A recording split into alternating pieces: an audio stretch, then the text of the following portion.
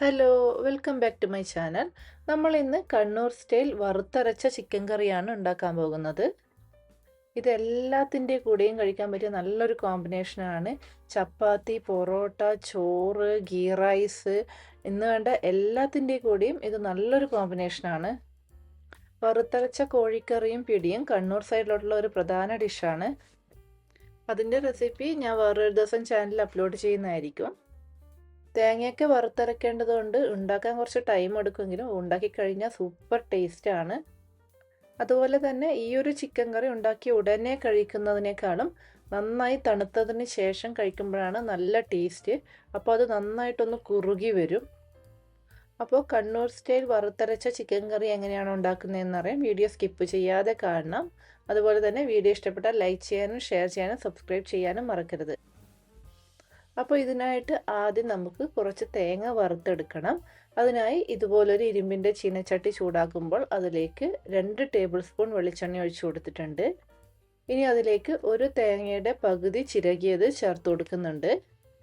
കൂടെ തന്നെ ഇതിലേക്ക് ഏകദേശം ഒരു 3 അല്ലി വെളുത്തുള്ളി, ഏകദേശം 4 ചെറിയ ഉള്ളി അരിഞ്ഞെടുത്തത്, ചെറിയ ഉള്ളി ഇല്ലെങ്കിൽ ഒരു 1/4 കഷ്ണം സവാള ചേർത്ത് കൊടുത്താലും മതി, കുറച്ച് കറിവേപ്പില, ഒരു 1/2 ടീസ്പൂൺ ജീരകം, ഇത്രയും ചേർത്ത് കൊടുത്ത് നമുക്ക് ഈ തേങ്ങയൊന്ന് വറുത്തെടുക്കണം. കറിവേപ്പിലയും കൂടുതൽ ചേർക്കാൻ പാടില്ല. ഞാനിവിടെ ഏകദേശം ഒരു 4 ഇലയാണ് ചേർത്തിട്ടുള്ളത്. ഇനി ഇതിലേക്ക് ഒരു 1/2 ടീസ്പൂൺ ജീരകം കൂടി ചേർത്ത് കൊടുക്കാം. അതുപോലെ തന്നെ വറുത്തെടുക്കുമ്പോൾ ഒരു ലോ ടു മീഡിയം ഫ്ലെയിമിലിട്ട് വേണം വറുത്തെടുക്കാൻ. ഹൈ ഫ്ലെയിമിലിട്ട് അങ്ങ് വറുത്തെടുക്കരുത്, അപ്പോൾ തേങ്ങ കരിഞ്ഞു പോവുകയാണ് ചെയ്യുക. കറിക്ക് വല്ലാത്തൊരു കരിഞ്ഞ ടേസ്റ്റ് കൊടുക്കും. അപ്പോൾ നമുക്ക് ഈ തേങ്ങയൊന്ന് വറുത്തെടുക്കാം. ഒരു ഗോൾഡൻ ബ്രൗൺ കളർ ആകുന്നത് വരെ വറുത്തെടുക്കണം. ഇപ്പോൾ തേങ്ങയൊക്കെ ഗോൾഡൻ ബ്രൗൺ കളറായി തുടങ്ങിയിട്ടുണ്ട്. അപ്പോൾ ഇത് തേങ്ങ ഏകദേശം നമ്മൾ വറുത്തെടുത്തിട്ടുണ്ട്. ഇനി ഇതിലേക്ക് നമുക്ക് പൊടികൾ കൂടി ചേർത്ത് ഒന്ന് ചൂടാക്കിയെടുക്കാം. പൊടികൾ ഒരിക്കലും നിങ്ങൾ ആദ്യം തന്നെ തേങ്ങയുടെ കൂടെ ചേർത്ത് കൊടുക്കാൻ പാടില്ല, കാരണം അത് ജസ്റ്റ് ഒന്ന് ചൂടാക്കി എടുക്കുകയേ വേണ്ടൂ. ഇതിലേക്ക് 1 ടീസ്പൂൺ മുളക് പൊടി ചേർത്ത് കൊടുക്കുന്നുണ്ട്. എൻ്റെ മുളക് പൊടി നല്ല എരിവുള്ളതായതുകൊണ്ടാണ് 1 ടീസ്പൂൺ ചേർത്ത് കൊടുക്കുന്നത്. നിങ്ങളുടേത് അധികം എരിവില്ലാത്തതാണെങ്കിൽ 2 ടീസ്പൂൺ വരെ ചേർത്ത് കൊടുക്കാം. കൂടാതെ 3 ടീസ്പൂൺ മല്ലിപ്പൊടി കൂടി ചേർത്ത് കൊടുക്കുന്നുണ്ട്.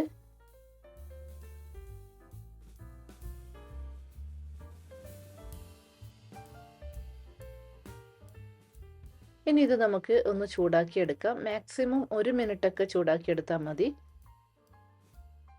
പൊടികളെല്ലാം ഒന്ന് ചൂടാക്കിയെടുത്ത് കഴിഞ്ഞു. ഇനി നമുക്ക് സ്റ്റവ് ഓഫ് ചെയ്യാം. ഇനി ഇത് നന്നായി തണുത്തതിന് ശേഷം ഒന്ന് അരച്ചെടുക്കാം. അപ്പോഴേക്കും നമുക്കിതിലേക്ക് വേണ്ട സവാളയും തക്കാളിയൊക്കെ ഒന്ന് അരിഞ്ഞെടുക്കാം. ഞാനിവിടെ 1/2 കിലോ ചിക്കന് വേണ്ട സവാളയും തക്കാളിയാണ് എടുക്കുന്നത്. ഒരു സവാളയും ഒരു തക്കാളിയും എടുത്തിട്ടുണ്ട്. സവാള ഇതുപോലെ നീളത്തിൽ വേണം അരിഞ്ഞെടുക്കാൻ. ഇനി നമുക്ക് തക്കാളിയും ഇതുപോലെ നീളത്തിൽ അരിഞ്ഞെടുക്കാം. ഇനി നമുക്ക് ചിക്കൻ കറി ഉണ്ടാക്കാൻ തുടങ്ങാം. ഞാനിന്ന് ഇതുപോലൊരു മൺചട്ടിയിലാണ് ചിക്കൻ കറി ഉണ്ടാക്കുന്നത്. ഇതുപോലുള്ള വറുത്തരച്ച ചിക്കൻ കറികളൊക്കെ ഈ ഒരു മൺചട്ടിയിൽ ഉണ്ടാക്കുമ്പോഴാണ് ടേസ്റ്റ് കൂടുതൽ. അതുകൊണ്ട് മാക്സിമം മൺചട്ടിയിൽ ഉണ്ടാക്കാൻ ശ്രമിക്കണം. ഇനി ചട്ടി ചൂടാകുമ്പോൾ ഇതിലേക്ക് 2 ടേബിൾ സ്പൂൺ കോക്കനട്ട് ഓയിൽ ഒഴിച്ചു കൊടുത്തിട്ടുണ്ട്. നേരത്തെ ഞാൻ ഒരു കാര്യം പറയാൻ വിട്ടുപോയി. നമ്മൾ തേങ്ങ വറുക്കുമ്പോഴും കോക്കനട്ട് ഓയിലാണ് ഒഴിച്ചു കൊടുക്കുന്നത്. ഈ ഒരു കറിക്ക് നിർബന്ധമായും കോക്കനട്ട് ഓയിൽ തന്നെ ഉപയോഗിക്കണം. വേറെ ഏതെങ്കിലും ഓയിൽ ഉപയോഗിച്ചാൽ കറിയുടെ ടേസ്റ്റിലും വ്യത്യാസം ഉണ്ടാകും. ഇനി ഓയിൽ ചൂടായി കഴിയുമ്പോൾ നമുക്ക് ഈ അരിഞ്ഞു വെച്ചിരിക്കുന്ന സവാള ഇതിലേക്ക് ചേർത്ത് കൊടുത്ത് നന്നായിട്ടൊന്ന് വഴറ്റിയെടുക്കാം. ഞാനിവിടെ അത്യാവശ്യം വലിയ ഒരു സവാളയാണ് എടുത്തിട്ടുള്ളത്. നിങ്ങളിനി ചെറിയ സവാളയാണ് എടുക്കുന്നുണ്ടെങ്കിൽ ഒരു 2 സവാളയെങ്കിലും എടുക്കണം. ഇപ്പോൾ സവാളയുടെ കളറൊക്കെ ഏകദേശം മാറിയിട്ടുണ്ട്. ഇനി ഇതിലേക്ക് നമുക്ക് 2 പച്ചമുളക് അരിഞ്ഞതും കൂടെ തന്നെ ഒരു 1/2 ടീസ്പൂൺ ജിഞ്ചർ ഗാർലിക് പേസ്റ്റും ചേർത്ത് കൊടുക്കുക. എന്നിട്ട് അതിൻ്റെ പച്ച കുത്തലൊക്കെ മാറുന്നത് വരെ ഒന്ന് വഴറ്റി കൊടുക്കണം. ചട്ടിയിലായതുകൊണ്ട് തന്നെ ലോ ഫ്ലെയിമിൽ ഇട്ടിട്ട് വേണം ഇതൊക്കെ വഴറ്റിയെടുക്കാൻ. ഇനി നമുക്ക് ഇതിലേക്ക് ഒരു 1/2 ടീസ്പൂൺ മഞ്ഞൾപ്പൊടി ചേർത്ത് കൊടുക്കാം. എന്നിട്ടൊന്ന് ചൂടാക്കിയെടുക്കാം.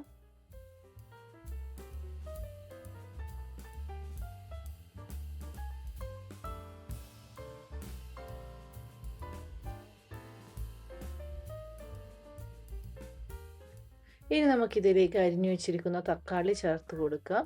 എന്നിട്ട് ഒരു 1/2 ടീസ്പൂൺ ഉപ്പ് കൂടി ചേർത്ത് കൊടുത്ത് ഒന്ന് മിക്സ് ചെയ്തെടുക്കാം.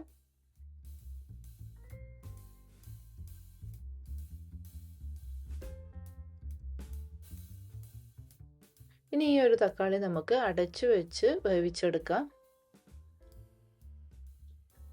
ഈ ഒരു സമയം കൊണ്ട് നമ്മുടെ തേങ്ങ വറുത്തത് നമ്മൾ നല്ല പേസ്റ്റ് രൂപത്തിൽ അരച്ചെടുത്തിട്ടുണ്ട്. നമുക്ക് തക്കാളി ഒന്ന് വെന്തോ എന്ന് നോക്കാം. അപ്പോൾ തക്കാളിയൊക്കെ അത്യാവശ്യം വെന്തിട്ടുണ്ട്.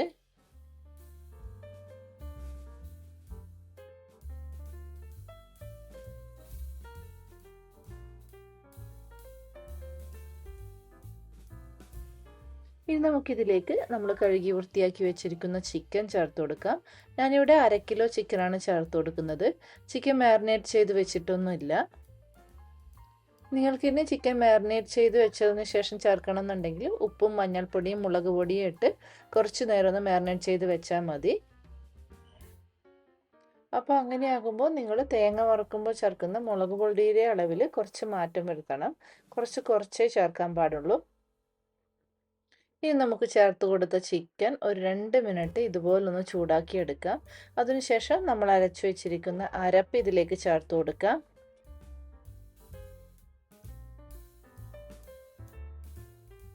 ഇനി ആ സെയിം മിക്സിയുടെ ജാറിലോട്ട് ഒരു 3/4 കപ്പ് വെള്ളം കൂടി ചേർത്ത് കൊടുത്ത് ഇതിലേക്ക് ഒഴിച്ചു കൊടുക്കുന്നുണ്ട്. ആവശ്യത്തിന് ഉപ്പ് കൂടി ചേർത്ത് കൊടുത്ത് എല്ലാം കൂടി നന്നായിട്ടൊന്ന് മിക്സ് ചെയ്തെടുക്കാം.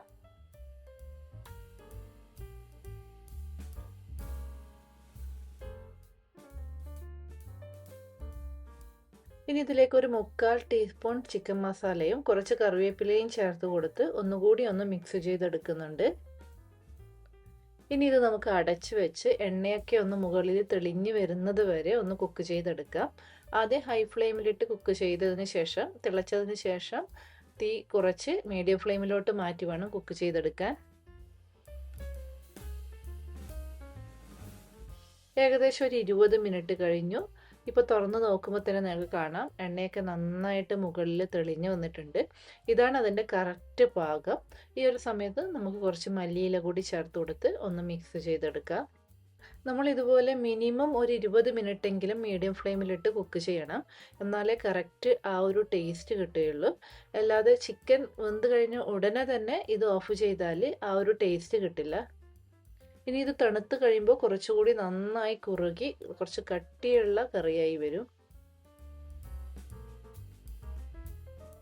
അപ്പോൾ നമ്മുടെ കണ്ണൂർ സ്റ്റൈലിലുള്ള നാടൻ വറുത്തരച്ച ചിക്കൻ കറി ഇവിടെ റെഡി ആയിട്ടുണ്ട്.